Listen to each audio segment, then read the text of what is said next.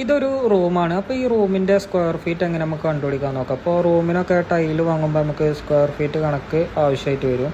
അപ്പോൾ ഇതിൻ്റെ നീളം വരുന്നത് 4.5 വീതി വരുന്നത് 3.2 മീറ്ററാണ് കേട്ടോ. മീറ്ററിലാണ് അളവ് എഴുതിയിട്ടുള്ളത്.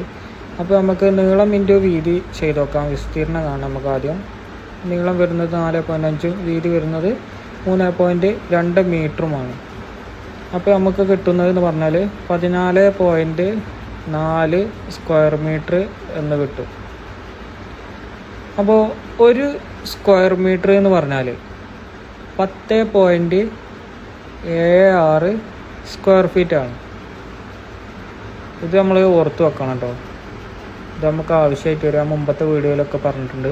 അപ്പോൾ നമുക്കിവിടെ കിട്ടിയത് 14.4 സ്ക്വയർ മീറ്ററാണ്. അപ്പോൾ എന്ത് ചെയ്താൽ മതി, ഈ 10.76 കൊണ്ട് ഇൻറ്റു ചെയ്താൽ നമുക്ക് സ്ക്വയർ ഫീറ്റിലേക്ക് കിട്ടും.